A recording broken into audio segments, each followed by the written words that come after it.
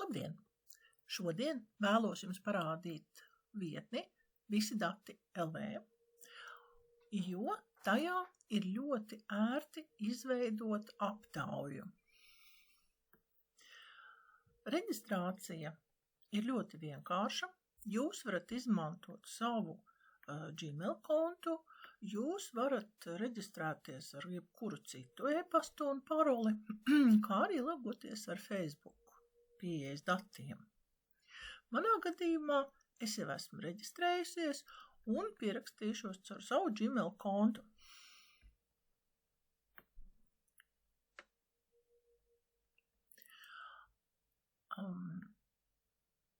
Jūs varat izmantot divus dažādus reģistrācijas veidus. Pirmais ir bez maksas, kā jūs redzat šeit. Varat izveidot standarta aptaujas. Tad jūs varat aptaujāt līdz 300 respondentiem, izveidot vienlaicīgi šajā vietnē 3 aptaujas ar neierobežotu skaitu jautājumu, un lietošanas periods katrai aptaujai ir vidēji 3 mēneši. Tad jums par šādu te reģistrāciju nav jāmaksā. Ja jūs vēlaties piereģistrēties un veidot profesionāls aptaujas ar neierobežotu respondentu skaitu un neierobežotu aptauju skaitu, kas vienlaicīgi tiek izmantotas, tad izmantojam reģistrāciju par maksu. Tas ir 53,50 €. Šis te periods ir uz 12 mēnešiem, un tad, kā jūs redzat, jums gan jautājumu skaits anketās, gan pašu aptauju skaits un respondentu skaits ir neierobežots. Tad, kad esat piereģistrējušies, jūs varat veidot savus aptaujas. Jūs varat izveidot aptauju pilnīgi no nulles. Jūs varat izmantot esošus aptauju paraugus. Kā redzat, šeit ir dažādi, piemēram, par vērtību sistēmu, kur jau ir gatava, kāds ir salicis, un jūs to varat izmantot. Vai jūs varat kopēt kādu savu jau esošo aptauju, kas der jūsu pētījumu vajadzībām. Šoreiz mēs paņemsim jaunu aptauju un veidosim to no nulles. Aptaujai obligāti nepieciešams ielikt nosaukumu. Tā jums būs vienkāršāk. Ieliksim vērtējums par kursiem, vizuālo materiālu izstrāde ar Canva un citiem rīkiem. Pievienojam aptaujas aprakstu. Protams, vēlams rakstīt labdien.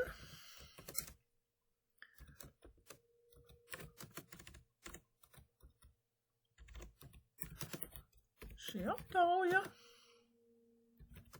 ir kursa vizu materiālu ar Canva un citiem instrumentiem. Noslēguma atgriezeniskā saite. Tā ir anonīma, jo vēlams taisīt anonīmas aptaujas. Tās aizpildīšana ir brīvprātīga un aizpildīšanas laiks ir aptuveni 7 minūtes. Ja jūs norādat aizpildīšanas laiku, tad potenciālie respondenti var ātrāk piekrist, kā piedalīsies aptaujā, jo mums parasti gribās zināt, cik daudz no mūsu laika aizņems tāda vai cita darbība, kas nav tieši mūsu plānotā. Noteikti pateicamies.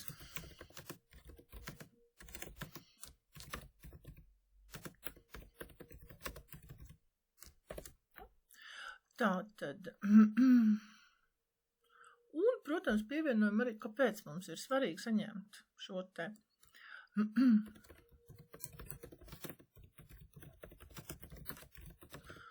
saņemtās atbildes palīdzēs mums pilnveidot savu kursu saturu. Turpināt. Šeit jūs varat noformēt vizuāli dažādos veidos, kā jūs gribat. Ja? Šeit jūs varat labot, ja nu jums kaut kas nav sanācis lāgā. Te ir informācija par respondentiem. Es iesaku izņemt ārā visu lieko informāciju, atstājot tikai dzimumu, jo šo te pārējo jūs neredzēsiet aptaujas kopsavilkumā. Diemžēl tik pilnīga pagaidām šī vietne nav. Ja ieliksiet vecumu, tad cilvēki varēs likt savu vecumu un jūs dabūsiet vidējo mediālo. Respektīvi, ja jums būs aizpildījuši respondentu vecumā no 20 līdz 80 gadiem, jūs dabūsiet vidējo mediālo vecumu 60 gadu jūsu respondentiem. Un tas nezvai būs īstais, ko jūs vēlēsieties. Tātad labāk ir izņemt no šejienes ārā visu, kas ir saistīts. Izņemot, ja jūs aptaujā ir nepieciešams mediālais vecums, tad ir savādāk. Un atstāt vienīgi dzimumu, jo to jūs redzēsiet kopsavilkumā. Tagad varam pievienot jautājumus. Jautājumus mēs varam veidot dažādās formās. Pirmais ir izvēles jautājums ar vienu atļautu atbildi. Tātad, jūsu vecums. Un te jūs varat ielikt atbilžu variantus. Piemēram, no 18 līdz 29. No 30 līdz 49. No 49, no 50 līdz 65, kas ir pensijas vecums, jau atkarībā no tā, kādas vecuma grupas jums ir nepieciešams, tā jūs arī iedalīsiet savus respondentus. Un varbūt 66 un vairāk gadi. Ja jūs gribat vairāk atbilžu variants pievienot, sīkākās grupās sadalīt šos vecumus, jūs varat uzklikšķināt pielikt vairāk atbildes. Šeit ir ķeksītis, ka obligāti jāsniedz atbild uz jautājumu. Kamēr šis ķeksītis te ir, cilvēks nevarēs pāriet uz nākamo jautājumu, pirms būs atbildējis uz šo. Lūk, šāds ir jautājums. Nākošais jautājuma variants ir izvēles jautājums, kuram ir iespējamas vairākas atbildes.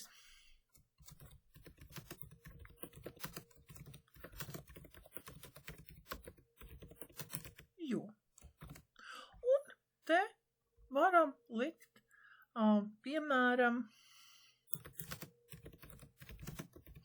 zināšanas.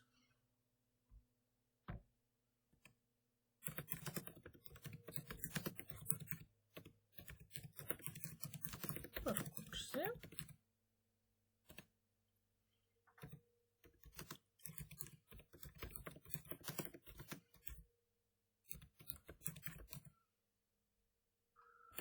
Jo arī tā var būt, ja, piemēram, cilvēks sēž mājās ar bērniņu, piemēram, sieviete sēž mājās, un viņai gribas sabiedrību. Nu, varam izvēlēties vēl kādu, piemēram, bija garlaicīgi mājās. Atkal varat ielikt atbildi cits, un tad šeit varēs ieķeksēt un ierakstīt savu variantu atbildēji. Ja jūs izveidojat šādu jautājumu, tad var aizpildīt vairākus atbilžu variantus. Šajā gadījumā var aizpildīt tikai vienu. Ja? Nākamais jautājums, jautājuma veids, ko jūs varat uzdot, ir brīvā teksta jautājums.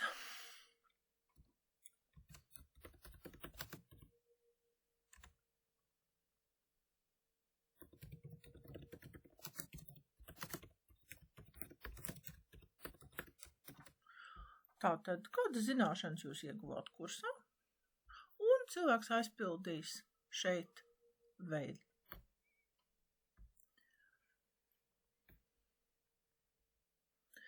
Nākošo jautājumu jūs varat izmantot kā vērtēšanas skalu. Kā jūs novērtētu mūsu kursu kvalitāti kopumā? Un te var būt sākot no slikti līdz labi. Šī ir tā saucamā Likerta skala, un es parasti iesaku neveidot vairāk par 5 vērtēšanas līmeņiem, jo pēc tam tas viss ir jāanalizē, tur ir jāpievieno kritēriji. Tāpēc es iesaku likt 5. Un šeit klients var atzīmēt, piemēram, ka kursus viņš vērtē uz 4. Nākošajā jautājumā jūs varat ielikt atbilžu matricu.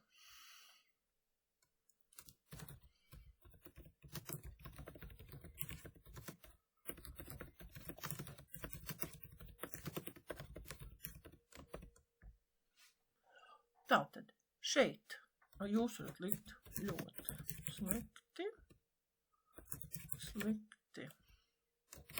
ne labi, ne slikti, labi, ļoti labi. Tātad iegūstamās zināšanas,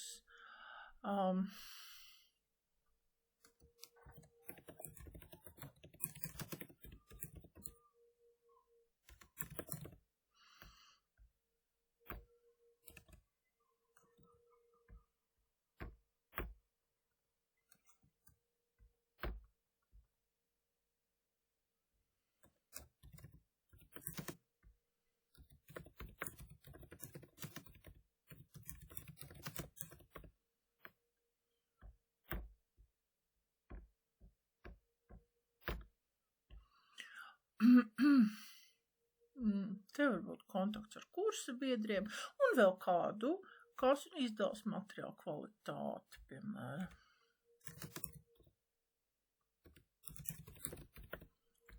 Tā, jūs varat pielikt vairākas atbildes un jūs varat atzīmēt, ka katrā rindiņā ir atļauta viena atbilde. Piemēram, šajā gadījumā nevar būt reizē ļoti slikti un ļoti labi. Saglabājam. Un cilvēks var izvēlēties, piemēram, zināšanas, labi, pasniedzēja attieksmi ļoti labi, kontakts ar kursa biedriem ne labi, ne slikti un tā tālāk.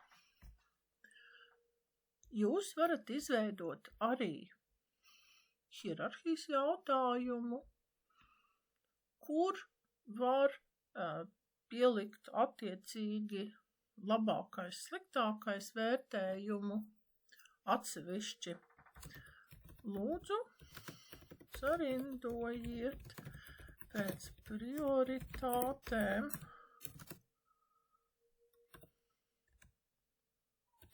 dotās vērtības.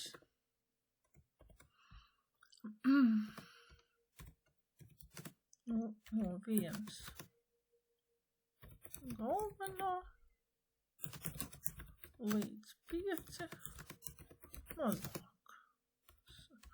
svarīgā. Noteikti norādām, ko tad tur vajadzētu. Tātad, un te atkal iegūstamās zināšanas, certifikāta saņemšana, iespēja socializēties ar kursa biedriem, varbūt kafijas pauzes, arī tāda situācija var būt, iespējams stipendija, tie ir kursi, un saglabāt. Tad cilvēks var izvēlēties, kas viņam šķiet vissvarīgākais. Piemēram, 1. vietā ir iegūstamās zināšanas, 2. vietā ir certifikāta saņemšana, pēc tam varbūt ir stipendija, tad ir iespēja socializēties ar kursa biedriem, un kafijas pauzes varbūt ir mazāk svarīgas.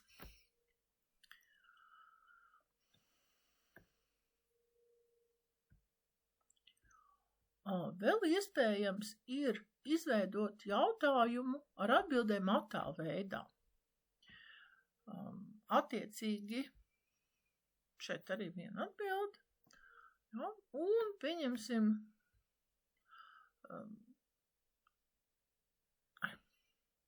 šis nebūs īstais.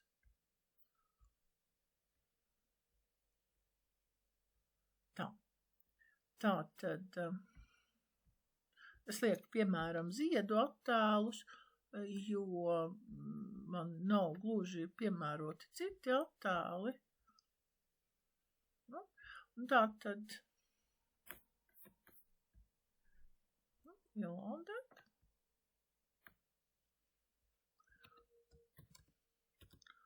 Kuri ziedi jums patīk vairāk? Un attiecīgi viena atbilde ir atļauta, un te var ielikt ķeksīti klāt katram attēlam. Neredz. Un šeit ir pievienots jautājums. Jūs apskatāties, protams, vēlams, lai fotogrāfijas ir atbilstoši piemeklētas noteikti lieluma. Ja, vienādu lielumu pārbaudiet pirms tam to. Un cilvēks var izvēlēties šādu te variantu jautājumu atbilžu sniegšanai. Vēl ir datuma jautājums. Piemēram, lūdzu, norādiet, kād ir jūsu dzimšanas diena.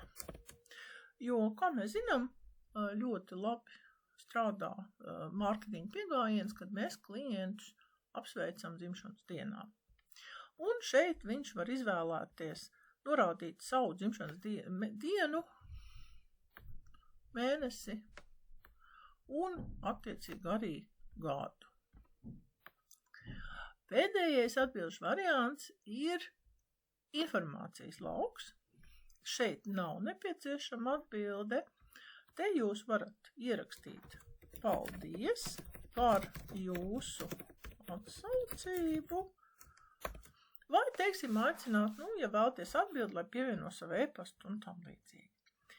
Te noteikti izņemam ārā ķeksīti, citādi cilvēks nevarēs pabeigt aptauju. Viņam visu laiku liks atgriezties atpakaļ. Tad, kad esam šo aptauju izveidojuši, tad uzklikšķinam noslēgt aptauju, un jums ir iegūta gatava aptauja, kuru jūs varat sūtīt, nokopējot šo linku. Jūs varat ielikt čatā, nosūtīt WhatsAppā vai jebkur citur. Jūs varat patiešo ielikt savā Facebook profilā vai uzņēmuma profilā, ja tāds jums ir pievienots.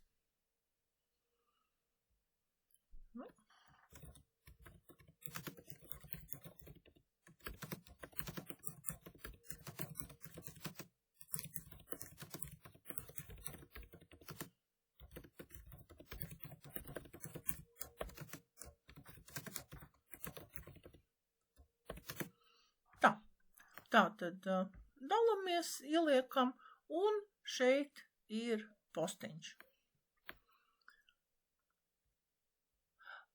Varam ielikt platformā X, ja bijušajā tvitā, varam ielikt draugos, vai izveidot šo formu papīra formātā.